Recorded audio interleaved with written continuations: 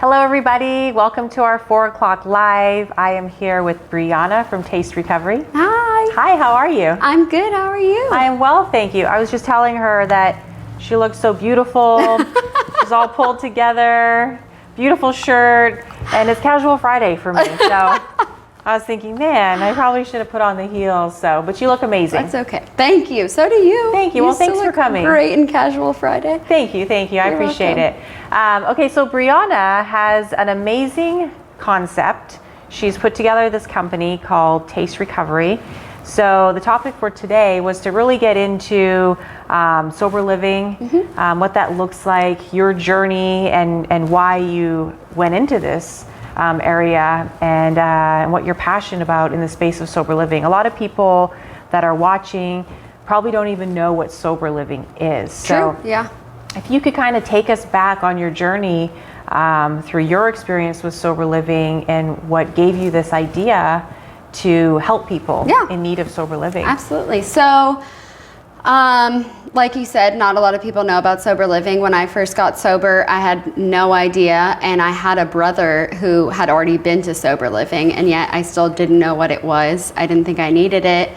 I got sober in 2015, and I was at a phenomenal treatment center, and the case manager handed me 3 brochures, and he was like, okay, these are your options. I got sober in Florida, so the option was to go down to Delray. And I was like, okay, I've heard, some interesting things. I'm not sure. I would like to go, look at them. So they hired a sober companion for me. We drove down there. We looked at the 3, and I didn't want to do it. So I ended up taking matters into my own hands, and I started going on Google and looking them up, which I do not recommend. Okay. And so I went on Google, and I just started looking in the surrounding cities of where I was at, and I ended up at a sober living home in St. Petersburg, Florida. And it, appeared amazing on the outside. The owner was a phenomenal salesman. The website was great.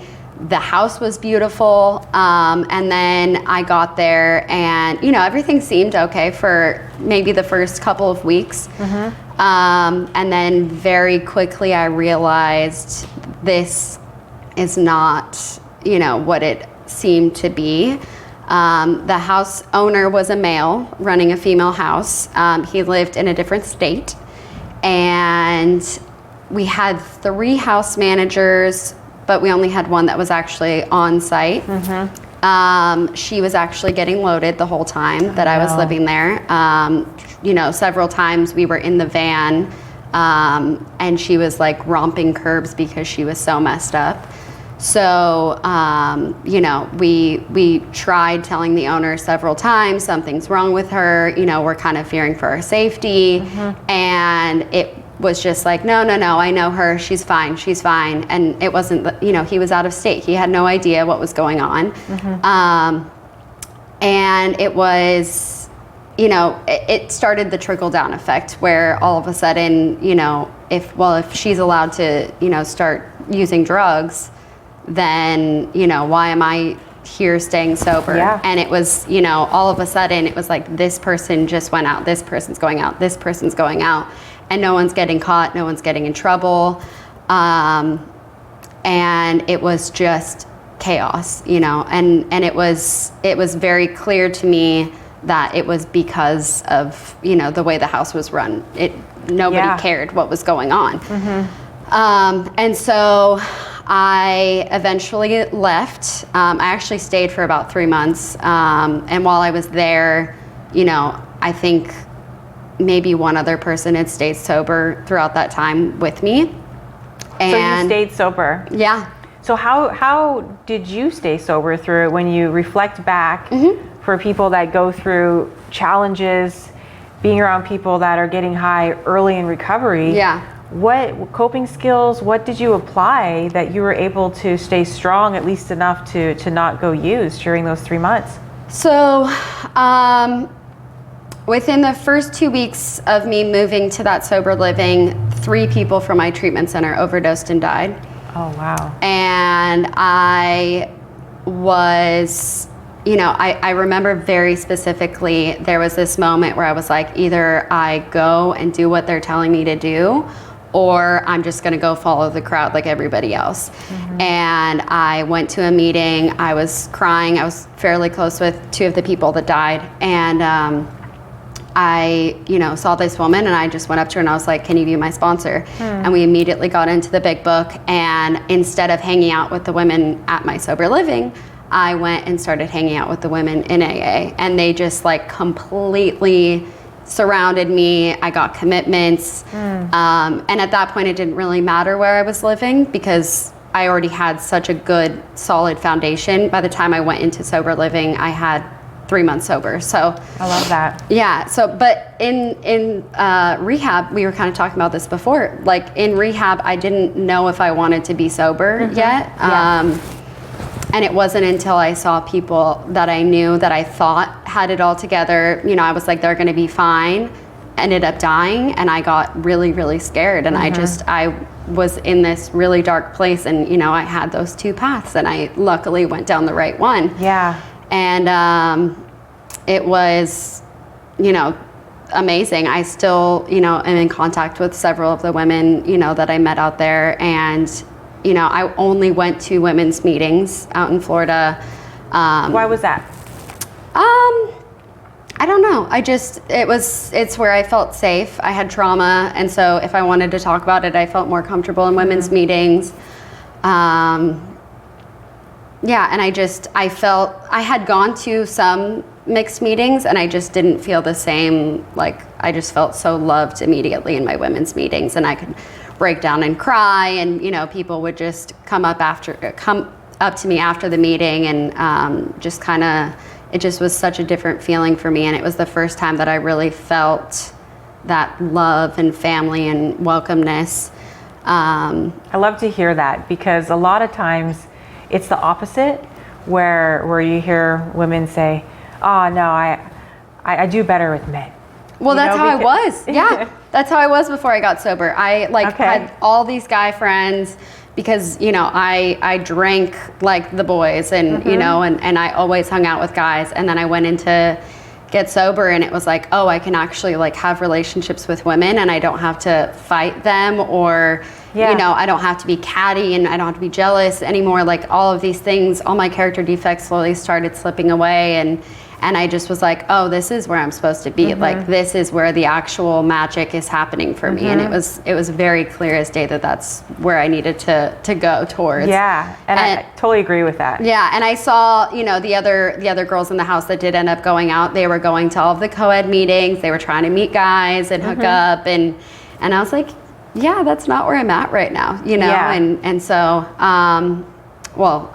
I met a guy in treatment, and I was dealing with all of that anyway. So it wasn't like I wanted to go to the co-ed meetings because they were all trying to, do that. And that wasn't what I was there for. So, I think it's getting comfortable in that space with just being with women for a lot of women is hard. Yeah. And then once you do it in sobriety, because I went to a women's program too, and I would do a lot of just women's meetings. But before that, I was like, oh yeah, I just like hanging out with guys. Yep. And it was more just like this fear of, and I can't even put my finger on it still to this day, but just this like guard that I had up with other women. And then maybe it was like my own inward work that I needed to do with like realizing my trauma and all these things, and that I needed women to help me through it, and so being able to open myself up. So I totally agree with that. So you stayed at that sober living for 3 months. Yep. And then where'd you go after that? So I ended up, having enough, and I FaceTimed my parents who are divorced, and I just told them, I would like to come home, but I know that I can't go. It's so funny. I'm just going to stop for There was this fly flying around right before we started filming, and she was like, oh, it's probably going to, and here we are. And now it's all over us, yeah. So don't mind us. Just a little it's not fly. A smell or anything. Okay, sorry. You said you wanted to go home. Yeah, and I told them, I was like, I know I can't go back home without moving into a sober living, because I don't have a single sober friend in California. The likelihood of me going back out would be very high if I didn't take the appropriate measures to protect my sobriety. And And by that point I had 6 months. And so my parents would go to sober livings and tour them and FaceTime me. Oh, wow. Yeah. And so, that is so sweet. Yeah, it was so awesome. And so, so they ended up at this place. And by now I knew the questions to ask. You know, I didn't know before when I was in treatment.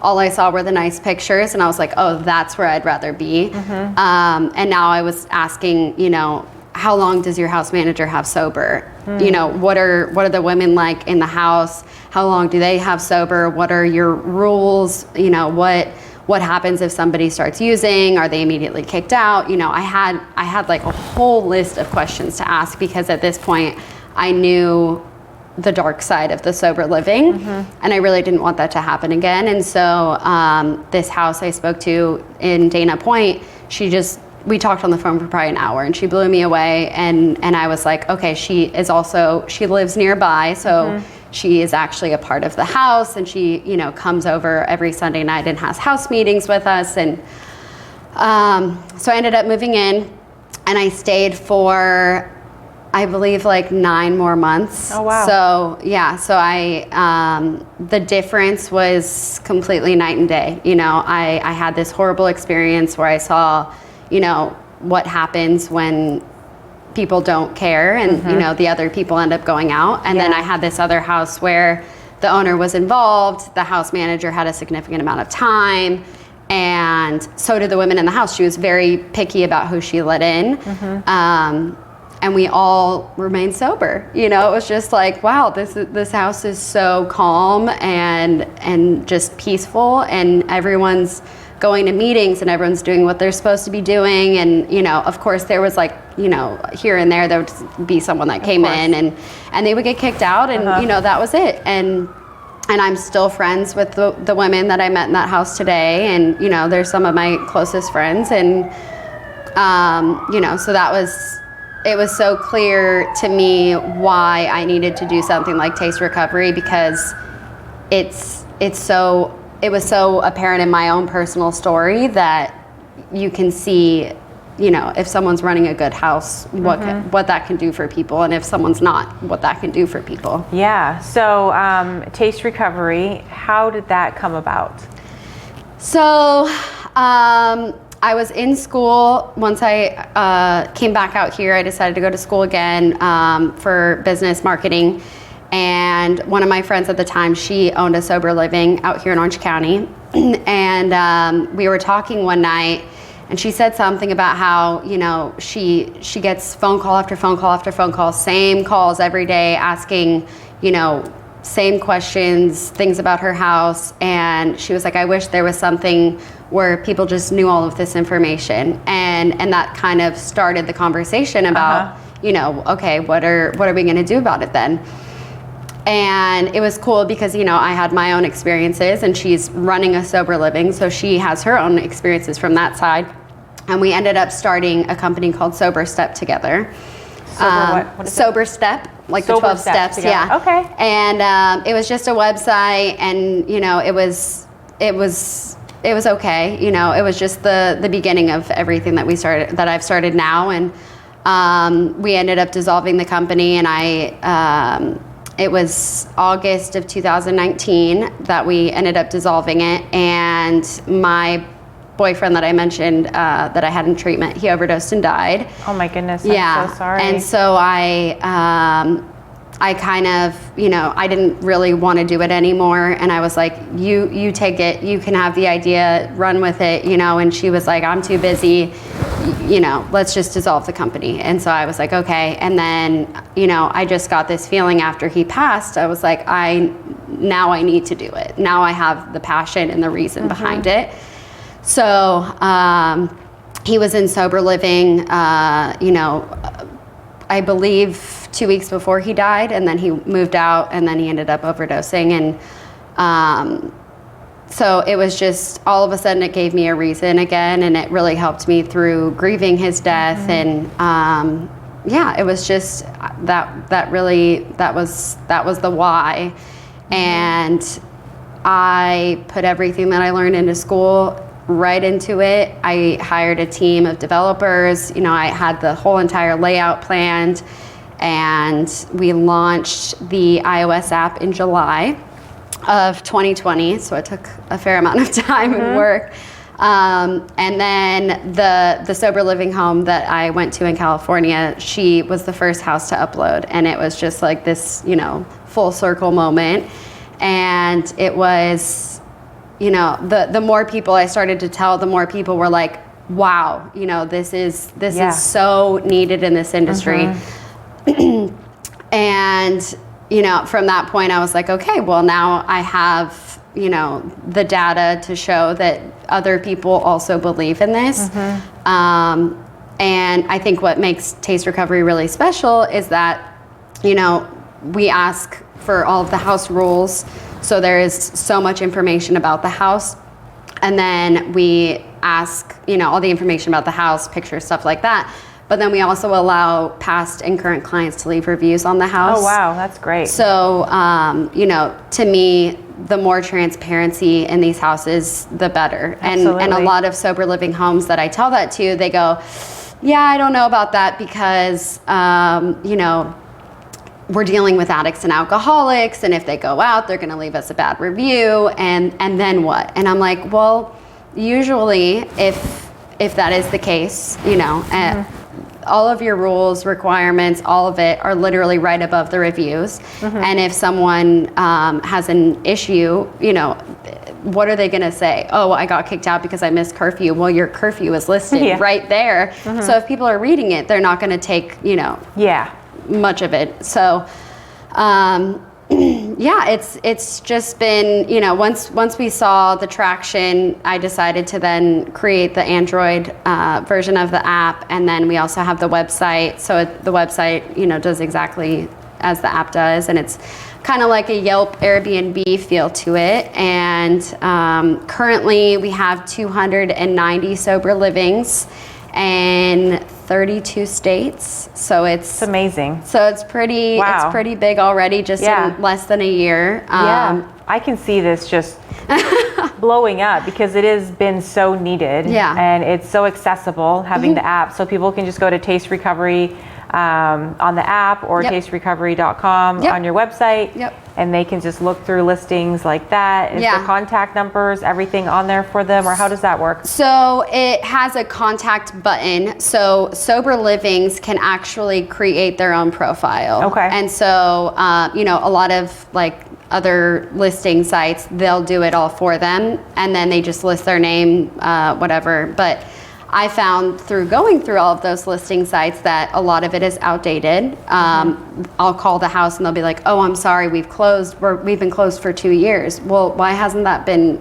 taken off of the list? Like, if people are trying to get sober, how many phone calls are they gonna do before they finally give up because they can't find the information that they actually need? Or they keep calling these houses and they're like, oh, sorry, I don't have a bed. Sorry, I don't have a bed. Okay, God, I guess that's my sign. I'm just gonna go back out and use. You know what I mean? So so we have, the houses have the ability to say when they have availability. So that way, if there is a person looking for a house right at that moment, they can go and just see what houses are available. And so, you know, I hope that it would help with that issue specifically as well. Yeah, absolutely. What would you say your mission statement is for the company? Mission statement, or kind of like tagline, is when you have choices, there is hope.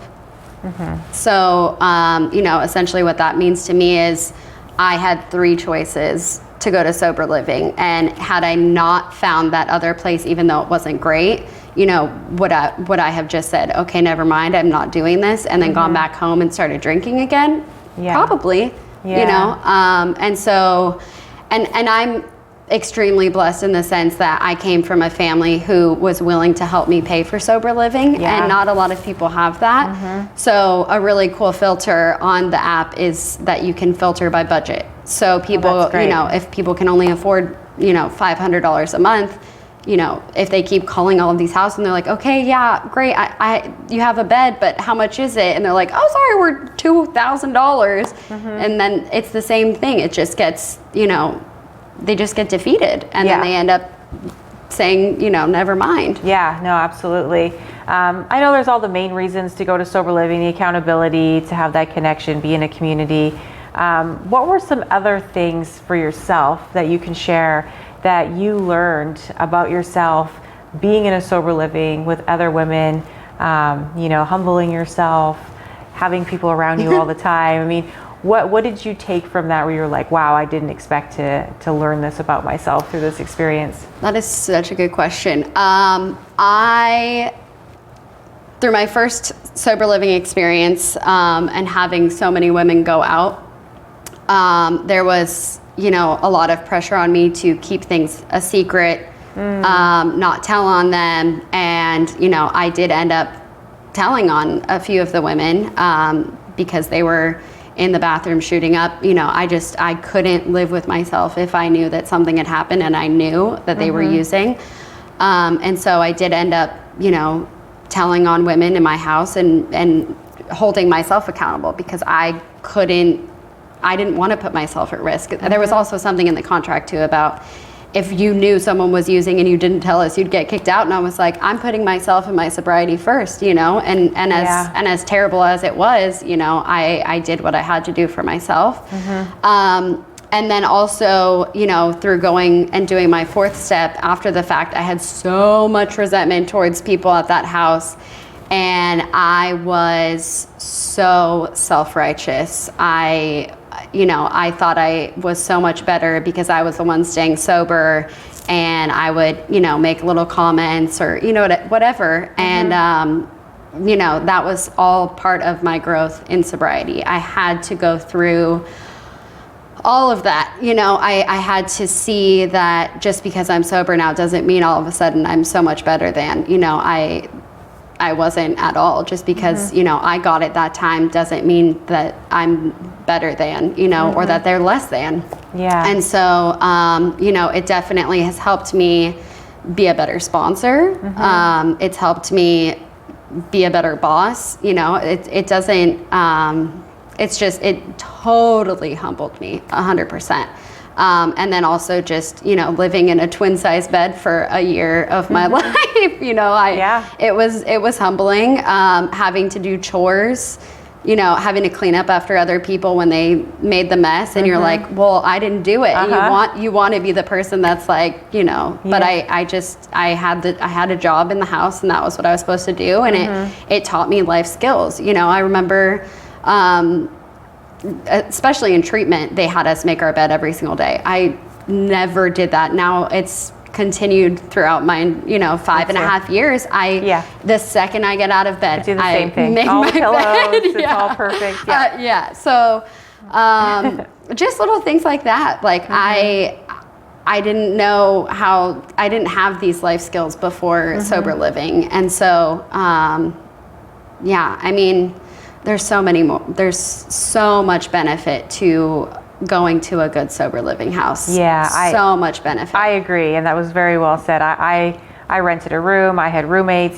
Picking myself back up after I got sober, and just having that patience and the willingness to go through these things that we don't want to do, but we do it anyways. And cleaning up after people and sharing things in bathrooms and all that. It gives me so much gratitude now for all the little things in my life, in my own place, where I never had that before. And I had my own places before, and nice things, this and that. And I was like, whatever. I just took it all for granted, and now I'm like, wow, I really appreciate being able to wake up in my own home, make my bed, make my coffee, know that the mess is just mine. It's those little things. They add up and they mean a lot. I shared a bathroom with 5 women. So it was always hectic trying to figure out everyone's schedule, and when we could actually shower before we had to go to work, stuff like that. And just actually thinking of other people, and actually being like, okay, I can't just jump in the shower because they have to go to work and blah, blah, blah. Like, you have to start thinking of others,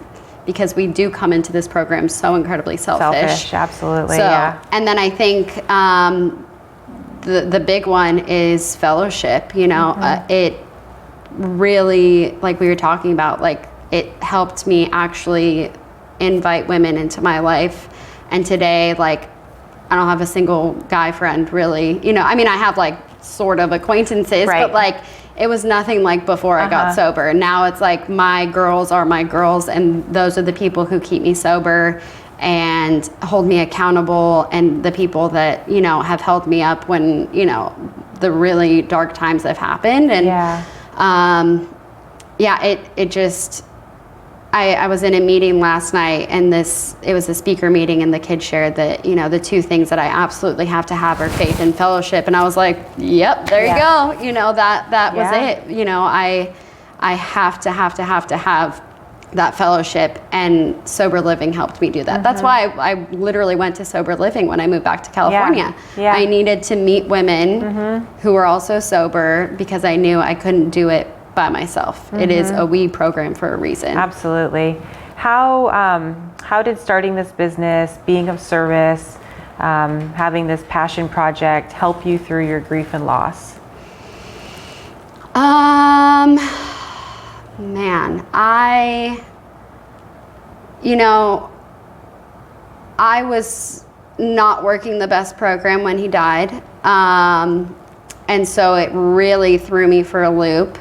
And this kind of helped me realize that I was pretty dry, and that when he died, I started going to like 6 meetings a week.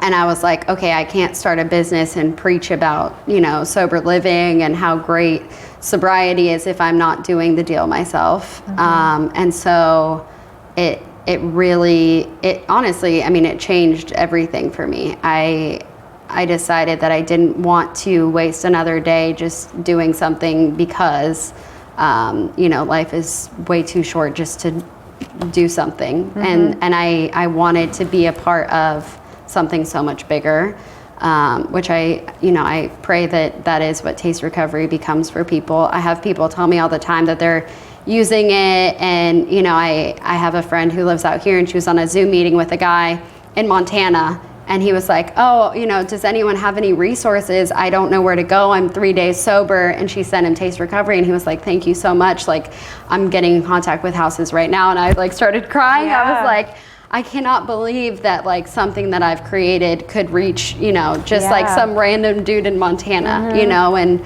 I doubt that it would have saved my ex, you know what I mean? I if he had a resource like this, I don't know. But, I hope that it does help other families.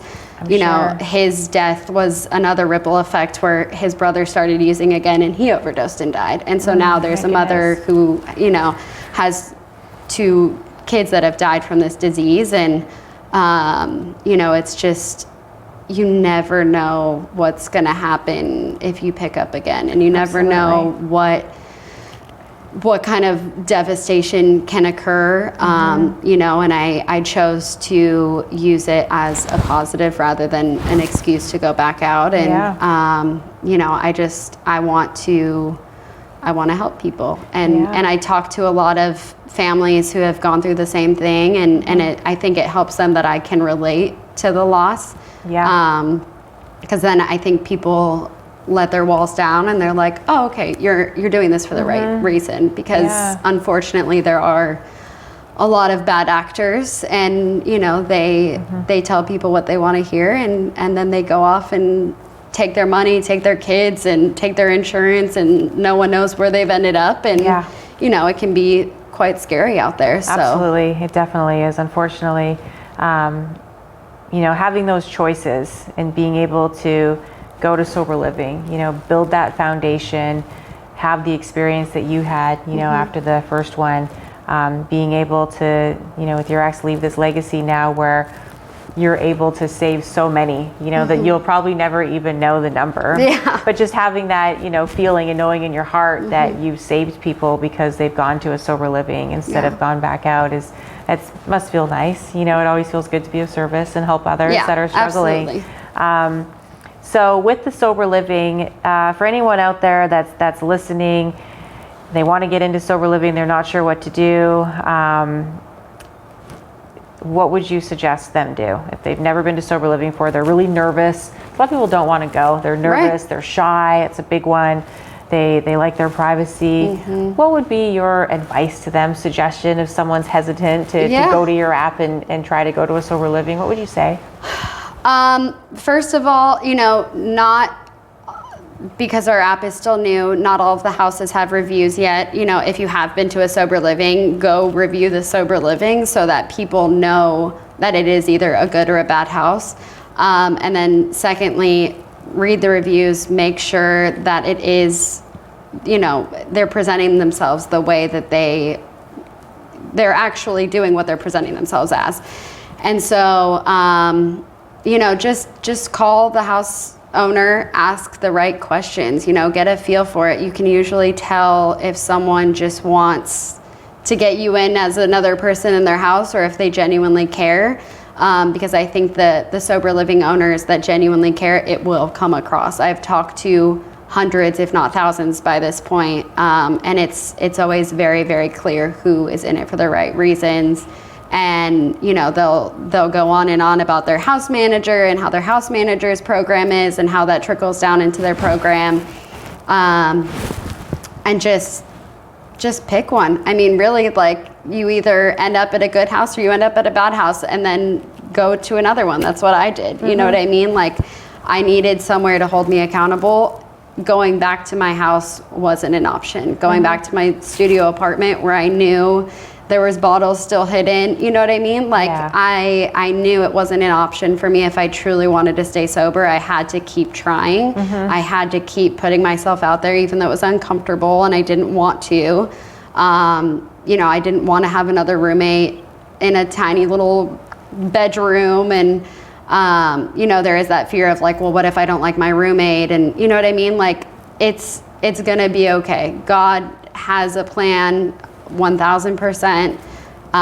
If you don't like your roommate, you can probably get changed. Like, it's okay. Nothing's permanent, right? Or guess what? You're going to learn a lot of valuable lessons. And that's in what that I house. always say. I always say to people, are like, oh, I'm in a room with this person, or this is happening, and I always say, this is a lesson. Yep. You should always be able to learn a lesson from this. And I am a true believer that a situation will present itself over and over again until you've dealt with it. Yeah. And then once you've dealt with it, then you're like, oh, like I'm a people pleaser. I'm still working on it. I don't like confrontation. And I noticed that things started coming to me constantly. And I'm like, why does this keep happening to me? And then I realized, like, oh, that's why. I haven't worked on it yet. I need to work on this more. Now it doesn't happen as much. So go figure. So that's the same with sober living. Yeah, it truly is. So for you, what is the vision long term? Ideally, your dream, if Taste Recovery could turn into exactly what you've envisioned it, what would we be looking at in a few years from now? Ideally, it would have thousands of sober livings on it, not just in the United States. I've actually had people reach out to me on LinkedIn, in Canada, in the UK, in Spain, in South Africa. Cool. Yeah, where people are asking me, hey, is this app available in other countries? And I was like, I didn't even know there were sober livings anywhere else. So, if we could make this, so much bigger than it is right now, if I could have thousands and thousands of houses for people to actually have options in, not just Orange County, but in like a tiny little part of California that no one's even heard of. And that's where we need them. Yeah. In like those little rural towns. Exactly. And places like that. Yeah. And I'm glad you brought that up, because people out here, essentially a lot of them are coming from, Oklahoma or Arkansas. Yeah. And I've had sponsees that are like, okay, well, I need to go back home. And I'm like, okay, well, let's try and find, a good place for you to go. So you can, just like my experience, where I knew if I went home, I needed the same structure that I had at that current time, and we can't find anything. And so it's like, I think a lot of times people don't want to open sober living homes because they're like, well, no one's going to find us anyways. So I'm hoping that if Taste Recovery gets big enough, people are like, oh, well, now I can open a sober living here because it's needed. Right. And people will find us. See it. Yeah. So it just, the way that the app was constructed, we have a map so that if people want to go back home and they're like, okay, these are the houses in my surrounding area, it makes it a million times easier for them to actually go home and have the support, you know? Yeah, great idea. Essentially, if you're going home, you're getting thrown back in that dungeon fire, and you need some serenity. You need some, and because a lot of those places don't have a lot of meetings and support too. So housing is so important. Yeah, I think that's a great vision. I wish you all a success. This is such an amazing idea, and I really see it taking off and going somewhere big and helping so many people. For people that want to get involved, that want to talk to you personally, where can they contact you at? We have a Facebook group, Taste Recovery. We have an Instagram, Taste Recovery. I'm on LinkedIn, actually under Breezy Nowlan on LinkedIn. And then we're also doing a crowdfunding campaign to help us raise money, so that way we can, get into all 50 states and start, getting into treatment centers and having the case managers utilize the website and the app, so that way people leaving there can find sober living homes wherever in the country. And so, we're trying to get the funds raised for that. So that'll be launching on May 22nd. And we're just, feel free to contact me with any questions whatsoever, or just support, or, if you don't see a home, I probably know of a home because I have a list of thousands that I've contacted too. So people always are like, hey, do you know any sober livings? And I'm like, well, yes, they're not on the app, but I still can help you find it. I don't care. I'm not in this to be like, oh, just use the app. Right. I still have so many lists, so many numbers that I can call and help people find wherever. So. All right, you guys heard that. Just give her a call. Thank you so much. Of course, Thanks for being you and doing what you do and being of service and being so genuine and wanting to help people. Thank you. It really shows. Thank you, I appreciate it. You're a bright soul. Thank you. It was so nice to finally meet you in person. You too. All right, you guys, have a good weekend. We'll talk to you later. Bye.